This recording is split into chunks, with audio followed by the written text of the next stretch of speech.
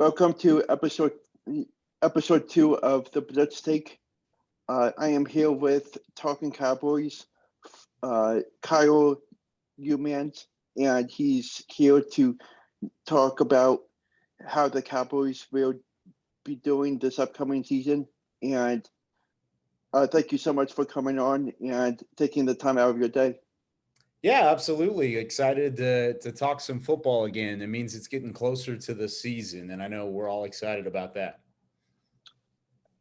So my first question is, what are your initial thoughts on the season schedule, and how many wins do you think the Cowboys will have? It's a tough one because at least throughout the offseason, it looks like this Cowboys team has kind of taken maybe not a step back, but maybe a lateral step, something of a little bit of a difference of talent level and then also toughness on this roster because you don't have CeeDee Lamb, you don't have Amari Cooper, you don't have Randy Gregory now on the roster, but you add a guy in the draft like a Tyler Smith to help out with your offensive line, make you guys tougher on the defensive side with Sam Williams. And then you add a young wide receiver with Jalen Tolbert, hoping that CeeDee Lamb takes that next step. So at least through the offseason, Cowboys Nation is a little bit worried about the roster being better than it was last year. But I could certainly see another chance to try and go win the division and try and repeat what they did last year. But really, the goal isn't necessarily win total. It's to get to the playoffs and then to make a big run. And I expect that's what the Cowboys are going to try and do. What were your thoughts on this past NFL draft and how the Cowboys went through it with the prospects that they have now? Yeah, I think the Cowboys filled the needs that they needed to. They needed to add some depth on the offensive line. They did that, the 24th overall pick, Tyler Smith, the offensive lineman out of Tulsa, who's kind of maybe not a project. He's a guy who will come in and play significant amount of time as a rookie, but he's also a guy that they expect to develop into a full-time starter and somebody that will continue to be good for them through the next couple of years. But the biggest thing was you're trying to keep pace with the division. I mean, New York got better. They had 2 of those top 7 picks with Evan Neal and Kayvon Thibodeau that look like they're going to be game wreckers for years to come. Of course, Philadelphia adds a couple talented players at the front end, and then they trade for A.J. Brown as well, which will make things tougher on the Cowboys defensively. But I think the Cowboys did what they needed to do. They needed to get tougher, and they needed to fill some holes. They did just that by the picks that they made early in the draft, and then they built some depth in other spots throughout the 4th and 7th rounds. What do you think about training camp, which will be in a couple of weeks from now? Yeah, coming up quickly. They released the schedule. July 26th is the first training camp practice. And it's funny, I put out a tweet a couple days ago, and it was somebody getting blown over by big gust of wind. That's going to be me when training camp hits. It's going to come out of nowhere, and then it's just going to hit you. And it's football season, which is fantastic. I'm excited for it. I'm ready for football to be back, as is everybody. But at the same time, I think everybody's taking a little bit of time off right now, kind of recharging the battery, getting ready for what training camp will be. It's going to be exciting, though. I think there's plenty of training camp battles. I mentioned Tyler Smith already a couple times. He's battling to start at guard this upcoming season. Then you've got the battle for the backup quarterback position. You've got corners vying for playing time that were drafted in the top 100 last year with Nahshon Wright and Kelvin Joseph. So plenty of storylines. There's never a lack of storylines around this Cowboys team. And they're certainly excited to get back out to Oxnard, California for training camp and get right back on the gridiron. Who do you think will make the most impact once training camp gets underway? I think the most impact is going to have to come from Dak Prescott. This is another season where the all eyes are on him. Last year, it was because he was returning from an injury in 2020. This year, it's because he's trying to rebound after a slow ending to 2021 and the final 8 games of the regular season, and of course the playoff loss in the wild card round to San Francisco have everybody looking at Dak Prescott as, is he the same guy that you had prior to the injury? Is he still good enough to lead you to a Super Bowl, to win a Super Bowl? So, and that starts at training camp. It really does. It starts right now, if we're being honest. If you're a franchise quarterback, it's these days that are going to separate you from the pack. And I think Dak Prescott's ready for the challenge. He always has been. He's not one to back down to a little bit of adversity and a little bit of pressure. It's what makes him so much of a fit with this offense and with this franchise of being the quarterback and being able to lead. But that's who's got to make the most impact when they get to Oxnard. What are your thoughts on the training camp games that get underway? I think the first one is August 13th for you guys. Little preseason action, and it's different because this is the first year that the Cowboys will actually have 3 preseason games, because even when the rest of the league went down to 3 preseason games last year, the Cowboys and the Steelers played in the Hall of Fame game, making there still a normal four preseason game season, or I guess 3-game preseason is what I should say. So this is the first time they've only had the 3. So it'll be interesting to see how they divvy up some of the snap counts, especially with some of these starters getting up there in age, with Zach Martin and Tyron Smith on the offensive line. Just how much are you going to see those 2 guys? It's probably going to be very, very little. You go on the road for your first 2 preseason games. It extends what already is a long training camp. I mean, the Cowboys are going to be away from Texas for close to a month, the 5 days short of a month, because they go to Denver to start the preseason. Then they go back to Oxnard for a couple days.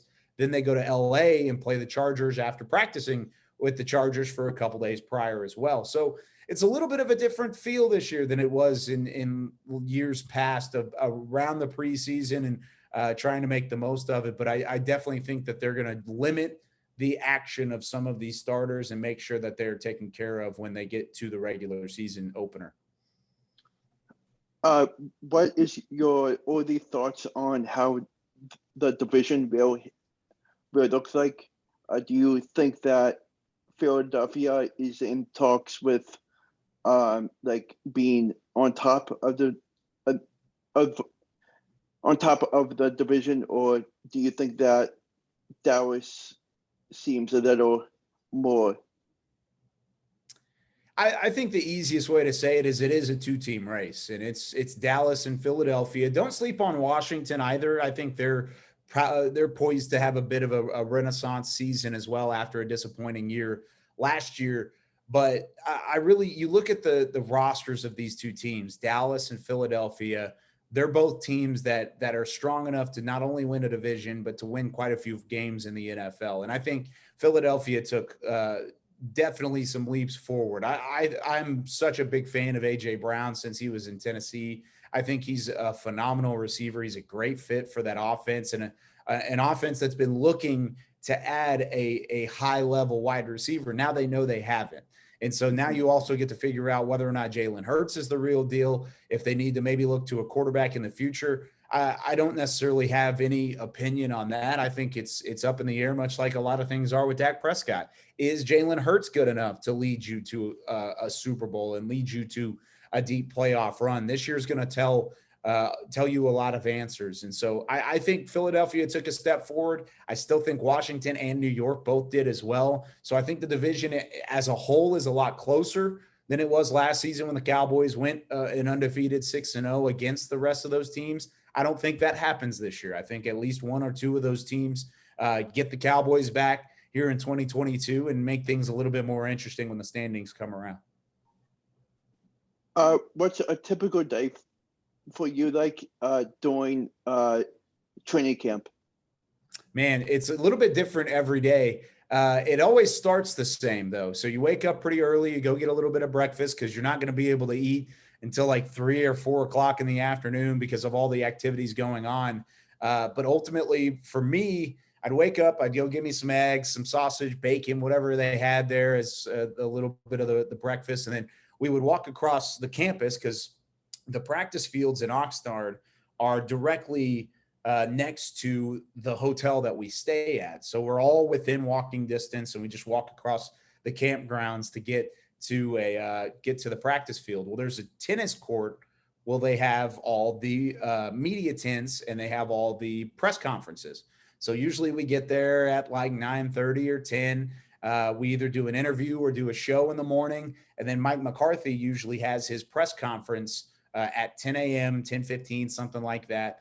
And then once that's done, we've got to record like 2 shows. So as the TV voice of the team, I'll go over and I'll record 2 shows. I'll record an Inside Cowboys training camp and then another thing that we call Training Camp Live for a couple different outlets and affiliates. And so we'll put that together. After that's done, we'll make our way out to the practice field. We'll watch 2 or 3 hours of practice, get our notes, kind of figure out who's doing what, who's making the biggest impact, who's playing where, and kind of put it all together. After we're done with that, we get to talk to the players. So we have these different interview sessions and media scrums where we get to kind of ask questions about what we saw during practice. And then from there, if we're lucky, we get to go get lunch. If we're not so lucky, we'll go and we'll record another show before we go and get some lunch at like 3 or 4. And then from there, it's basically writing until you're done. You write. Since we've recorded all our shows, we've got all the TV stuff out of the way, radio stuff out of the way. It's a lot of writing for the website. So if I have an article, then I've got to write that, churn it out, get it out by 5 o'clock, 6 o'clock. And then if I don't have an article, then really I'm done for the day. I can maybe get ahead, start planning for the preseason game, start doing stuff like that, taking notes. I'm the sideline reporter and a fill-in play-by-play announcer for those games. So I kind of take my notes, get my boards ready and stuff like that. But then we go out to dinner. Sometimes we go as a team. Sometimes you order in. Sometimes you make a sandwich and you sit in your hotel room. So it's a little bit different every day, but it's a lot of fun. And man, it's always great too, getting to interact with a ton of different Cowboys fans, because there's Cowboys fans across the country, as I'm sure you know. There's Philly fans across the country, but there's some Dallas fans and some really great ones that are out on the West Coast that we don't get to see on a normal basis. And getting to interact with them is a ton of fun, and I look forward to it every year. Who is your favorite player to talk to? Ooh, that's a good question. And I've actually been asked that question a couple times, and I never really have a great answer because I like talking to a lot of the guys. I think Micah Parsons is hilarious. I mean, he's a ton of fun to be around. I really like DeMarcus Lawrence. I've known D-Law the longest. I came on in 2019, was my first season with the team. And so I got to kind of know him even before then, just through some other stuff. And so I love interacting with D-Law. Dak's great. Zeke's great. Recently, I really like CeeDee Lamb and Jalen Tolbert, some of those wide receivers that are now in the room. They're both really fun and very personable young guys. And me being only 26 years old, it kind of connects a little bit with some of these younger guys. So we have a lot of fun. So I would probably say those are the names at the top of the list, but man, it changes because it's a really fun group of guys in that locker room. My other question is, what got you into covering the Cowboys for the website that you work for? Yeah, it's funny. I always wanted to be a sportscaster, and my dream was to be a play-by-play announcer, and it still is. And I do a lot of play-by-play for ESPN on the side, and do some college basketball, college football stuff, and I have a lot of fun with that. But with the Cowboys side of things, it actually came through high school football. When I was in college, I went to the University of North Texas, and I basically did anything and everything I could to get plugged into high school football in Dallas, which in Texas, it's a different breed. They eat, sleep, and breathe high school football down here. And that's one of the biggest reasons why I wanted to be a part of it. And so I got latched on with a company that did a lot of high school football stuff. I did some play-by-play and some sideline stuff with them early in my career while I was still in school. And then we started a show that was kind of a co-partnership-ish with the Cowboys. We did it from their studio, and then we used one of their marketing names for it. It was called Whataburger Friday Night Stars, and it was like a high school highlight show. We would bring in analysts, and we would look at highlights, and we would talk about live updates and scores and stuff around the area. And it was a whole lot of fun. We had a great crew of guys that helped out with that. And we had a slew of great reporters that we would send out to games throughout the week. And basically through the connections I made while working on that show, that's where I kind of got my foot in the door with the Cowboys. And then from there, it was right place, right time. I was hired on as a production assistant in 2019. They had a couple of hosts leave. And then I was basically saying, hey, I would love an opportunity. Let me see if I can host this. I know my stuff. I've always followed the team. Cowboys were my favorite team growing up. I'd love an opportunity just to try and pursue this as a career. And sure enough, they gave me a shot. They basically said, prove yourself. You got a limited amount of time, but prove it. And I had a lot of fun. I grew a lot of great connections and took advantage of my opportunity, and still trying to do the same thing today. What was your favorite memory as of now? It could be either like in college or watching your college football team or a Cowboys game. What was your favorite memory of anything that comes to mind? So like in the business, like favorite memory of working in sports? Yeah. Ooh, that's really tough. In general, one of my favorite parts was when I was a kid, I was a really big NASCAR fan. I loved NASCAR. And my dad was who I shared that love with. I loved watching the races with my dad growing up. Then we would watch the NFL games. We'd kind of go back and forth. Well, back in 2019, spring of 2019, I got my first opportunity to broadcast a NASCAR race. And it was at Texas Motor Speedway. It was the O'Reilly Auto Parts 500 for the NASCAR Cup Series. And I got to broadcast that race, and my dad was in the crowd, and he had the headset on, and he got to listen to that race. So that was a really cool moment for me. I mean, I grew up around NASCAR. I learned how to do math, which is probably why I'm not very good at math, with the numbers on the side of the cars. That was how I learned to do math. And so like just being able to broadcast a race and hear my dad listen or know my dad was listening to that broadcast was really cool. As far as with the Cowboys, I honestly, we had a pregame show for the wild card game against the San Francisco 49ers, and we got to do it on site at Cowboys Stadium in the plaza, surrounded by screaming Cowboys fans and 49ers fans, and it was deafening loud. The atmosphere was absolutely electric. Nate Newton, who's a 6-time Pro Bowler, a 3-time Super Bowl champion, part of those great Cowboys 90s offensive lines. He was dancing on stage to like Cardi B, getting ready for the show and getting the fans riled up. So that'd probably be my favorite Cowboys memory, is doing that show with those guys and really achieving a goal that we had been working for a couple of years and doing it as well as it turned out. Game didn't turn out as well as we wanted it to, but the show was fantastic, and it was a memory I'll never forget. What college football games are you most looking forward to this season?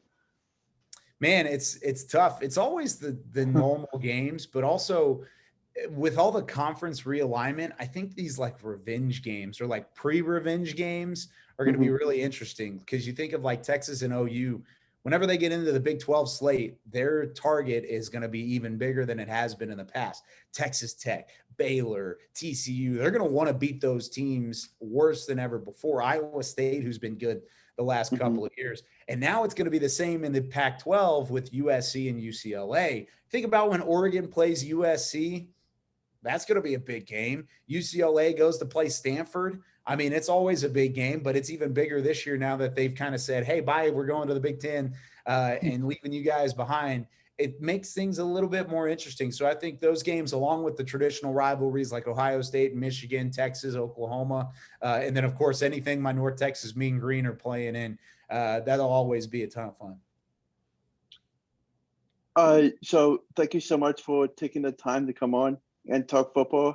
And I wish you the best of luck down the road with everything at Dallas. And hopefully, I'll definitely hopefully have you on during the season to recap some games or anything like that. So thank you so much. Yeah, of course. Anytime you need me, Alex, and I'm excited. It means we're getting closer and closer to the season. So just let me know whenever you need me. Thanks.